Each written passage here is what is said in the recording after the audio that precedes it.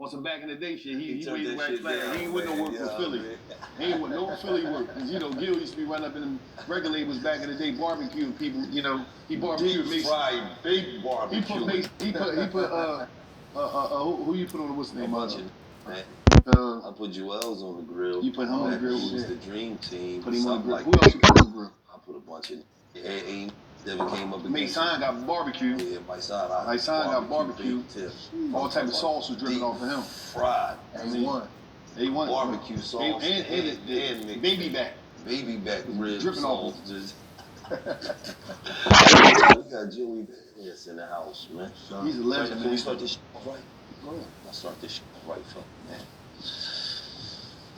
You want right to act and see you unique, right? You're a real actor. This is the scene, right? You gave us some work, right? Alright.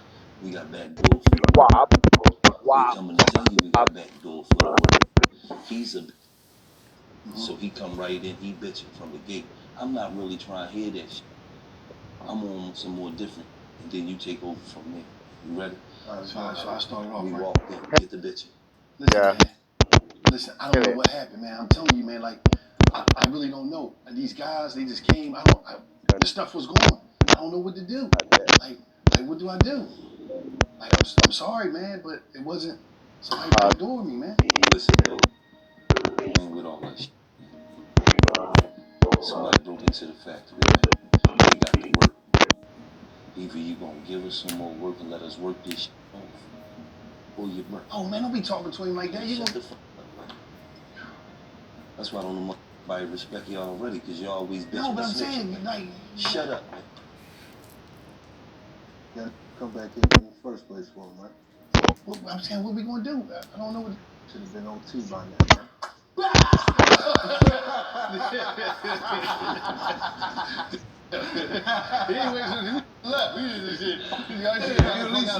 He at least supposed to respect. I want to get some more way to PA by now. Yeah, we trying to get some more work to make it right, huh? Like you ain't making it right.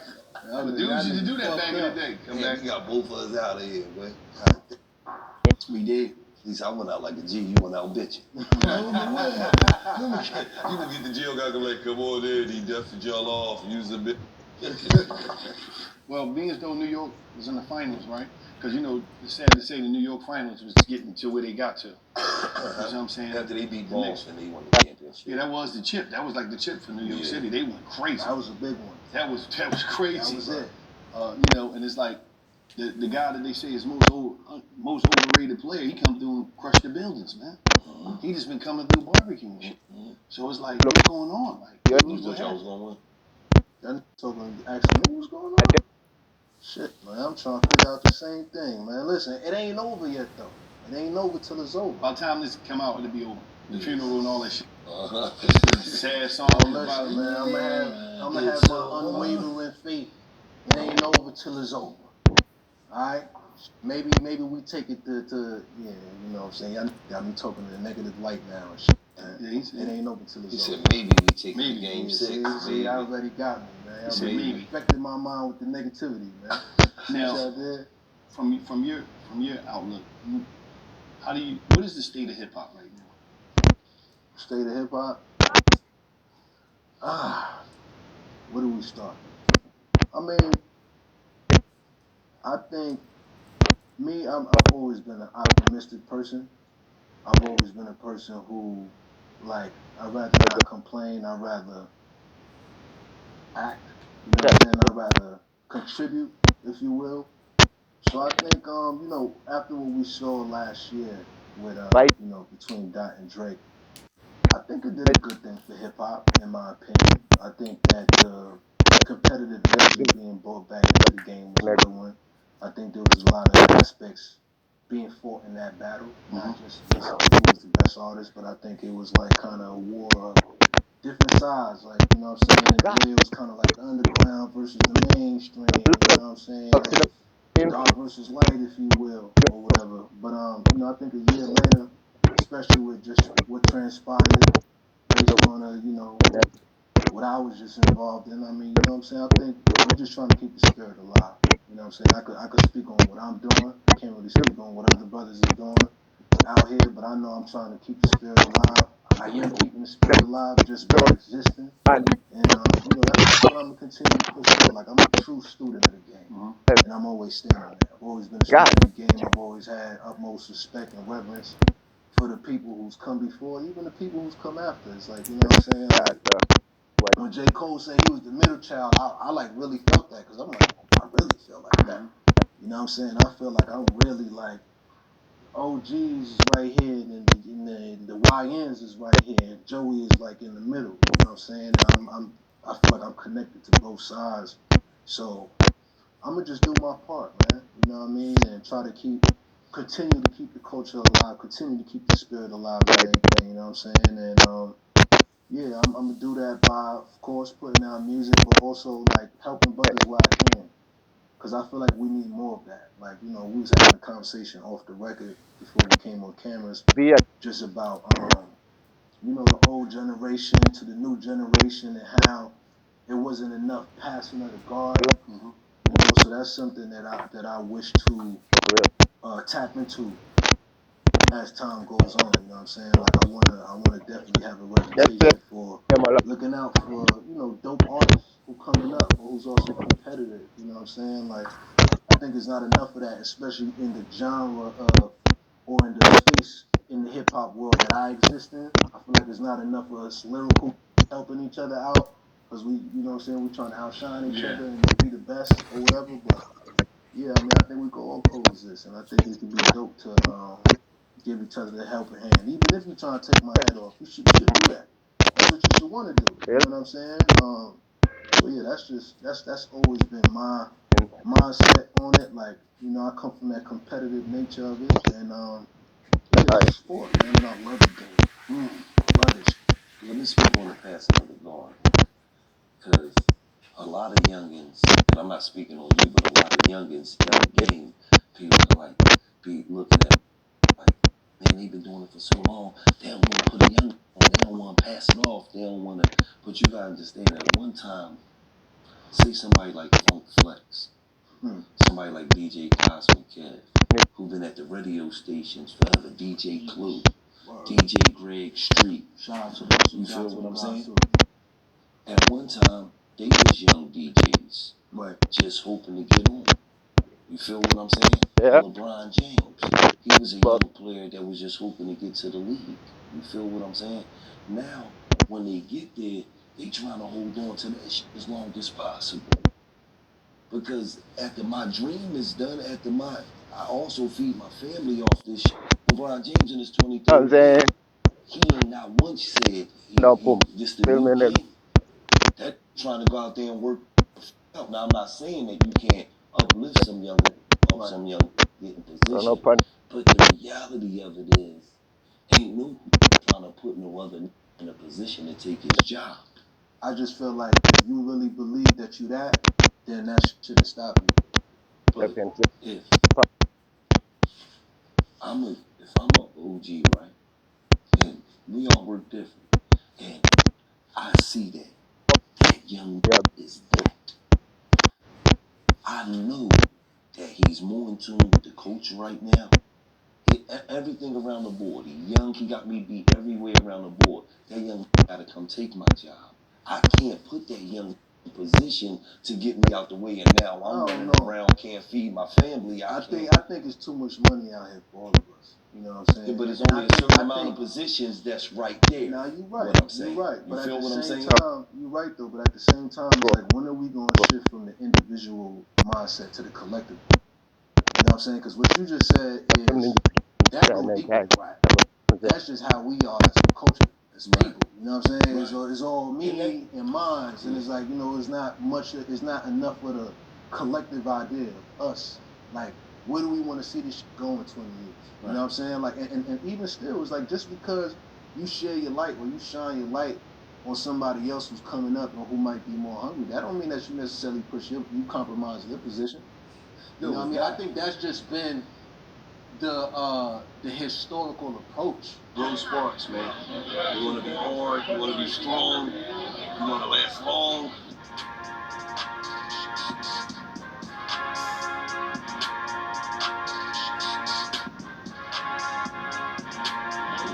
Grow sparks, man.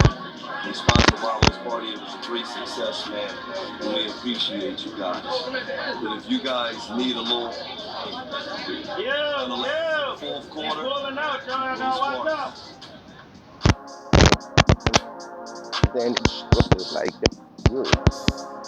What's up, everybody? I'm Wallo, $267 million worth of game, and I am a Row partner. One thing about Row is a life changer. So if you're going through something right now with ED, don't even worry about it. Row is going to take care of all that.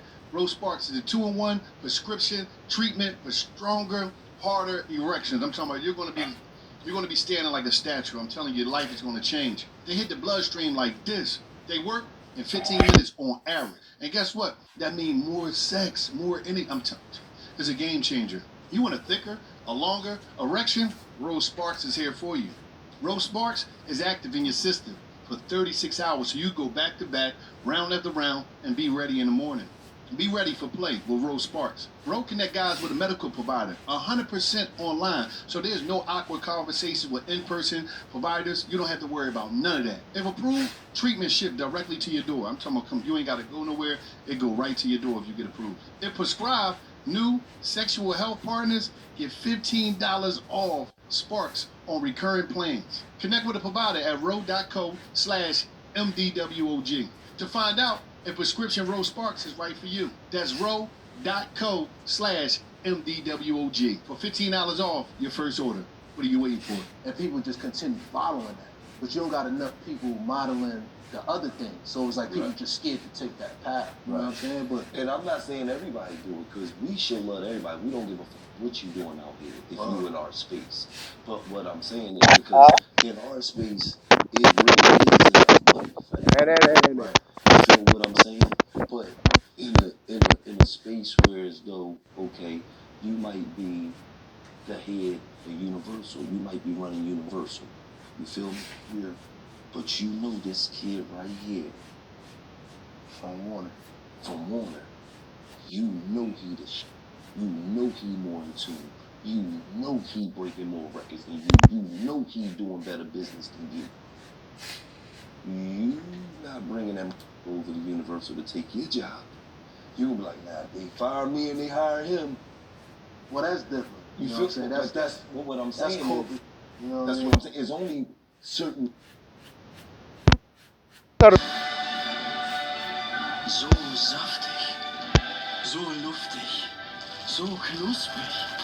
Ein Meisterwerk.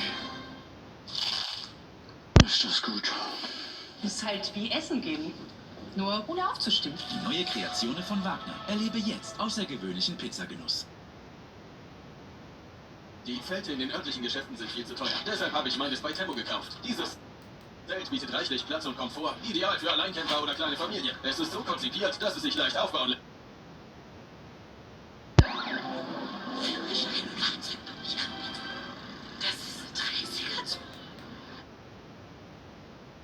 Certain amount of top DJs in New York.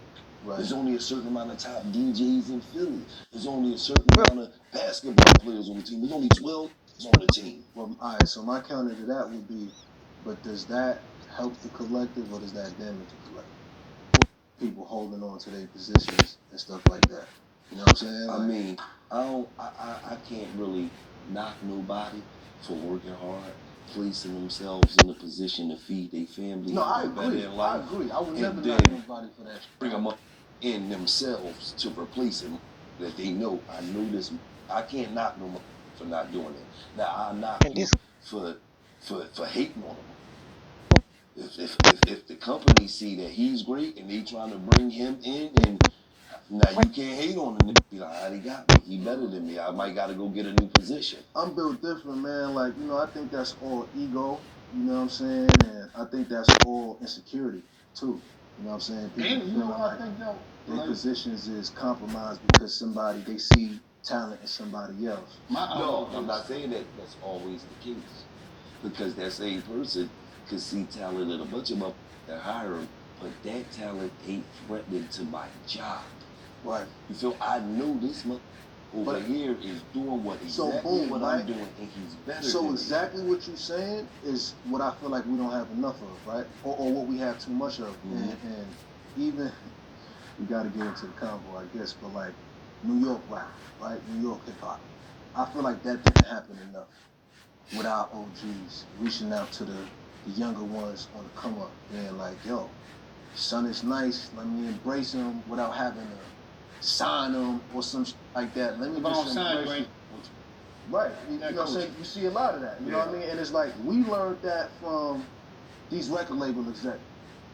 You know what I'm saying? And it's just I saw a Jim Jones interview one time, and he was like apologetic about what he feel like he did to Max B.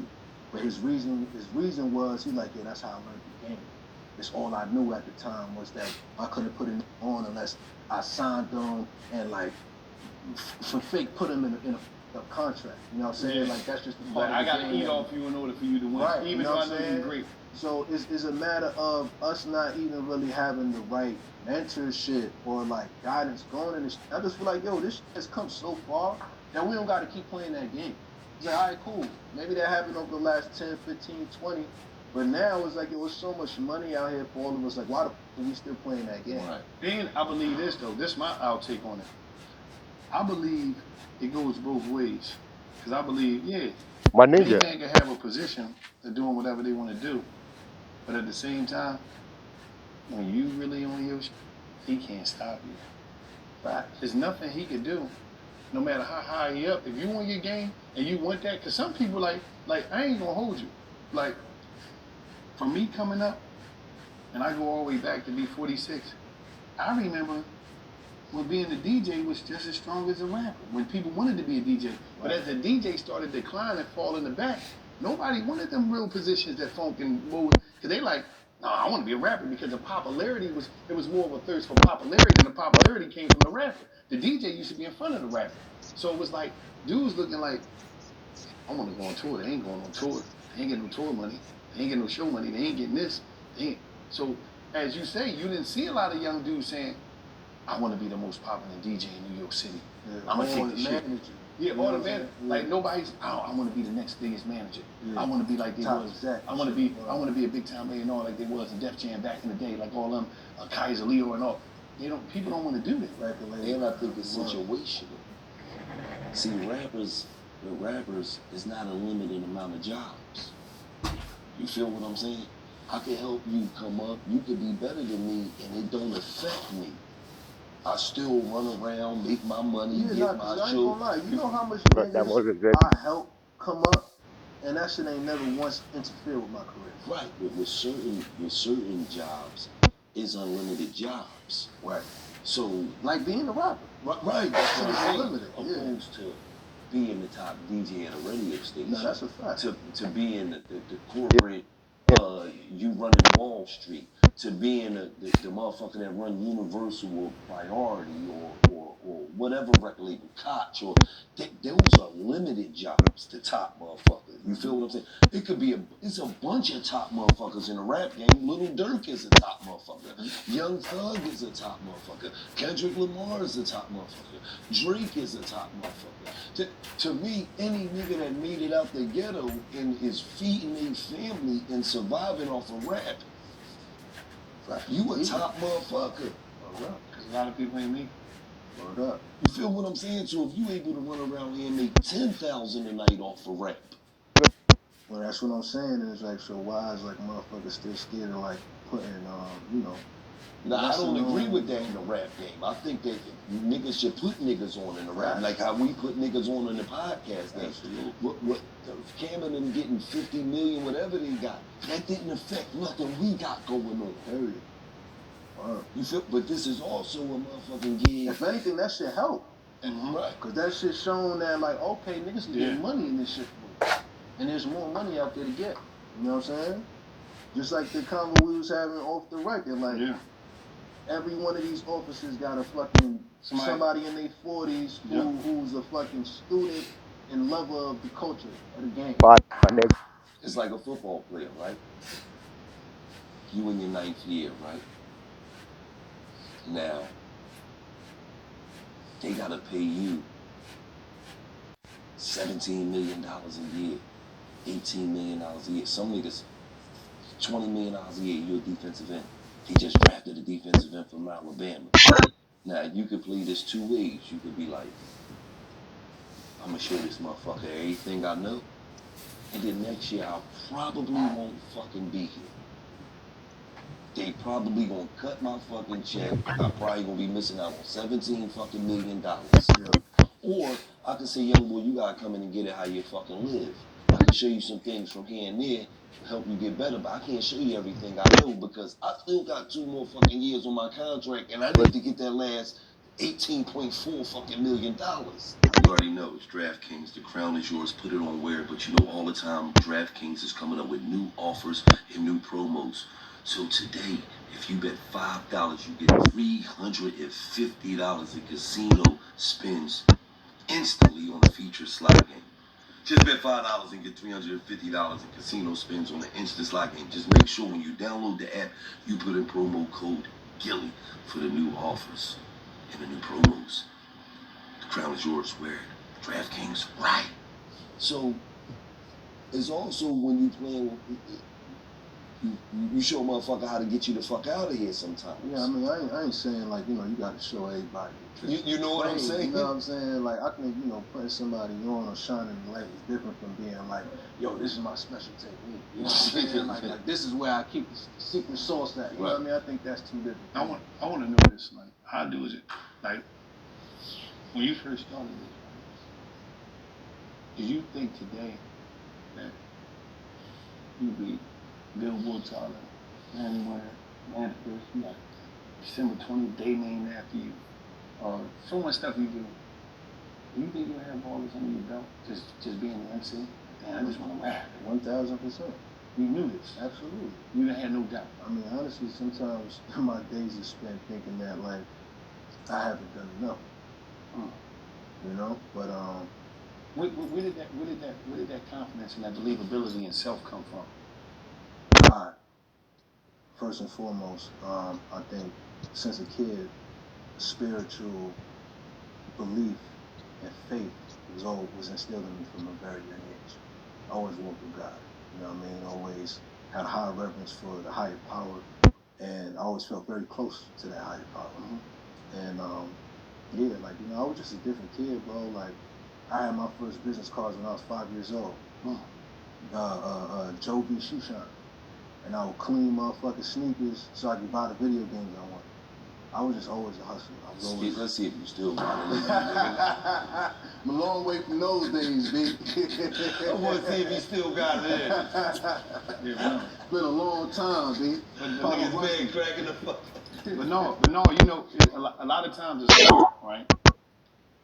And the reason I wanted to know about that is because for somebody out there, they don't have that self-belief and have a lot of doubt and pessimistic based off the environment, because the environment produces a lot of pessimistic mindsets. Look at this. Why would I think I could come outside of what I see?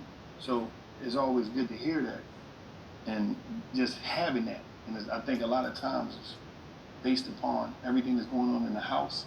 When you growing up as a kid, it don't always look pretty coming from us. No, facts. You know, because you got to look at how is my mom believability, how is my father believability in himself, and it can rub off on the kid, or a kid might get breakthrough based off of grandma, based off of grandfather. I'm glad you brought it up because I think there's too many of us.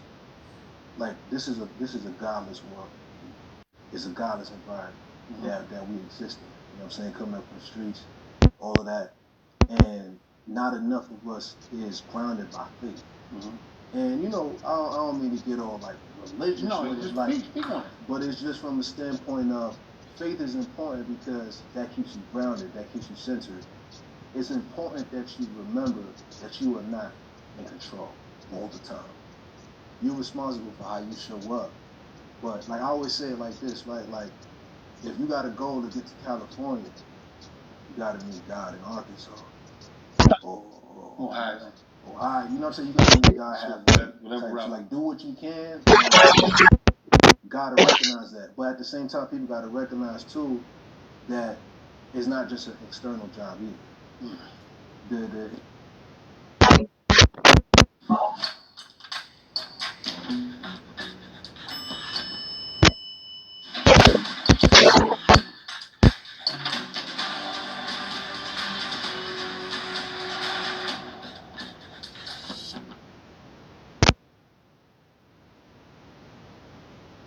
the external is a reflection of the internal.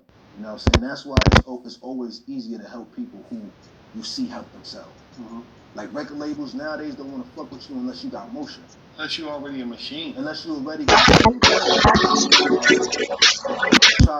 try pushing a fucking boulder up a hill. It's nasty work. You know what I'm saying? It's that take too much fucking effort to do. You know what I'm saying? So I think what's going on a lot out here is not enough faith instilled in us as kids. Because with that faith, that like when you see people mad and they're upset, of course their upbringing contributes to that. But a lot of that frustration comes from you feeling as if like you don't have control over the situation. And you gotta remember there's this other factors involved. You know what I'm saying? Like you got this whole spiritual world around us. Like that shit is very real. You know what I'm saying? And not enough of us is tapped into that. You know what I mean? So for me, by far, that's what has kept my confidence. Is my faith. It's unwavering. Let me tell you something. I know that God has a ultimate plan for me. And with just that thought alone, I ain't shook by nothing that happens because I know it's part of the plan. Anybody that know me, right? I tell you, even when I was going through my roughest times in life, me and my wife locked up, I'm going through a bunch of shit. I always told my homies, God got me. Facts. I just know I keep working. I keep putting this work in. I just gotta put enough work in to please God. Facts. That's the only person I gotta please. The Absolutely. only one. Once I please God, all the doors will open up for me. And they did. You feel what I'm saying? And Look at thank you now, God B. they still opening up. Listen, man, you went from grilling niggas on that barbecue to, you know what I mean? A1 sauce dripping. It was my whole life, man. Apologize. Let me ask you this. Because you speak on like being self-confident. And you never did no acting classes, right? So, what did you? I did one acting class in my life. But in high school, I was in a theater program. But I got kicked out after my first year. So that none of that shit counted. Like what I do today is nothing. Why you get kicked that out? I learned from that. Cause bro, I was from the hood and I went to high school. Like that was the first time in my life where I had to think about specialized knowledge, specialized education. Like I wanted to be a rapper all my life, bro. I already knew I wanted to be a rapper, but there was no school to go to enhance your rap skills. So I'm like, all right, what's the second next best thing? Like, all right, like you said, it go back to us all wanting to do that thing in front of the camera, the thing that's lit. So I'm like, all right, what's the second best thing? Acting. Like, I would love to be on TV. I love Will Smith. I love Tupac. So boom, I auditioned for like a bunch of schools, LaGuardia, fucking Edward R. Murrow, and I ended up getting accepted into Edward R. Murrow. I never had an audition in my life. It was just charisma, just natural. You know what I'm saying? I got accepted in there. But that shit was a culture shock because it was my first time going to school with like white kids, Asian kids, like non-black. You know what I'm saying? It was a lot of black kids there too, but it was my first time in that theater program. I was one of 3 black kids. So that was already like, whoa, like I don't belong in this environment. You know what I'm saying? Then I met all my rap homies who I formed Pro Era with there too. So I just started slacking off of that shit. And they kicked me out after the first year. So let me get back to what I was saying, right? So I know you're confident in everything, right? So when you get the call or whatever for raising things, right? You're like, I can do this shit. Oh, I already know it's mine. I can do this shit, right? And that's self-belief. But did you know, 100% know, that the people was going to gravitate to you like they did? Without a doubt. Without a doubt. The moment I stepped on that set and I shot my first scene, I'm like, this shit crazy. This shit out of here. But I'll tell you what, right? So I'll tell you the whole story. I wasn't a Power fan for a long time, but the homies used to always watch it. I used to be one of those niggas that used to clown them. Like, y'all niggas watch Power, nigga? Like, nigga, I watch A24 shit, like sophisticated films and shit like that. But I was on tour one day, and I tuned in, and I got hooked. I got hooked just in time for season 6.